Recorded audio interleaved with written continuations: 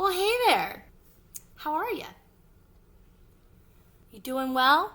Are we ready to unpack this? I have thoughts, and I had a lot of coffee to get through this.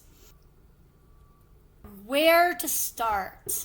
I love a good psychological thriller. There is a hair that keeps tickling my face right there. I can't tell if it's attached. They make me anxious in the best kind of way.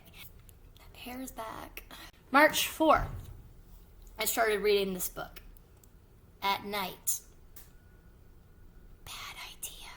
Don't recommend. I started reading it at night. I didn't get far because it's scary for me because I'm a wuss. Let's unpack what we can without spoilers. I'm trying to avoid spoilers because this book is not out yet and I don't want to ruin it. Okay, so Nana by C.L. Sutton follows Jen and her husband Peter.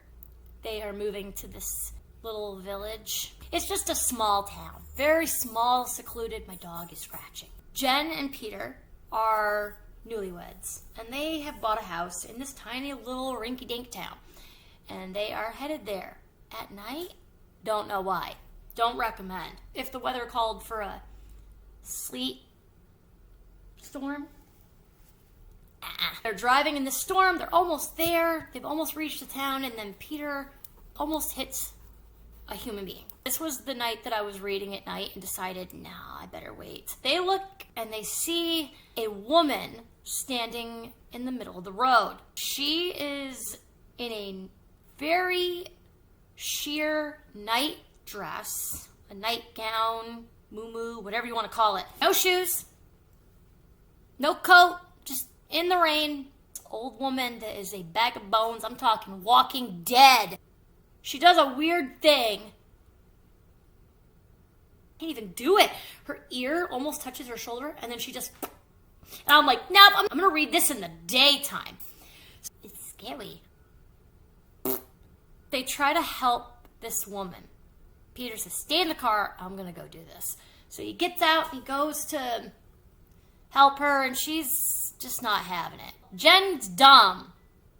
We're going to see more of that. She gets out of the car and tries to work her Walking Dead whisperer stuff on this woman. She's like, oh, she's so cold. We can't leave her here. Let's call an ambulance. Well, they go to the car to get their phones and realize that Jen's phone is in the coat. They turn around and the lady's gone. And the coat is on the ground, it's on the ground in a puddle, getting rained on with her phone in it, which is great. It's a great place. No, we meet a few people that are questionable. But we meet some others that are perfectly fine. And we also learn that the neighbor next door, Kay, and her 2 young children are the caretakers of this lady. And this is Nana. Nana is interesting. She is a person that knows things, but because everyone deems her crazy, just because you're cuckoo doesn't mean you're a bad person.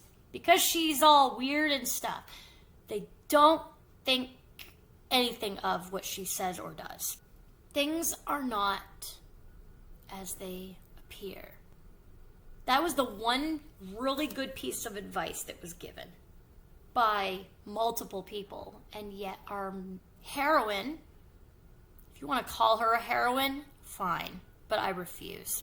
Our ignorant main character, I will not root for her. I did not root for her. You are dumb. I rooted more for the cat. Peter, her husband. For anyone that has already seen the reaction video I did, will recognize my red flag, which has now disappeared because my kid took it.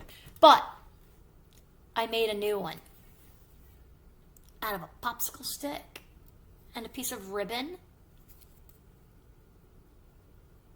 Red flags. This book is full of red flags. I hated him. You cannot see the flag the flags. If you're in it, which I understand.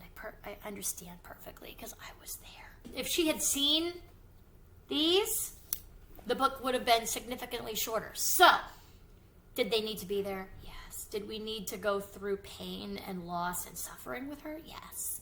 Did we need to go through Nana eating her crocuses? Yes! Does this book know what it is or not? Is it a psychological thriller about a toxic marriage? Is it a creepy old lady book? Or is it a murder mystery? It made sense in the end. It all wrapped up in a pretty little bow. In the end, we figured it all out. Things are not always as they seem. Do I recommend this book? Heck yes! It is a wild ride. At no point did it lose my attention, which is really hard to keep. Let's just get that out there. With ADHD, it takes a really good thing to keep my mind occupied and to keep it on. It is a toxic relationship in a secluded space with weird people and little old ladies that eat crocuses. I'll leave you with this. Give it a go. Make sure to keep an eye out in your lives for red flags. And drink coffee. Anywho, you have yourself a wonderful day. And I will see you next time.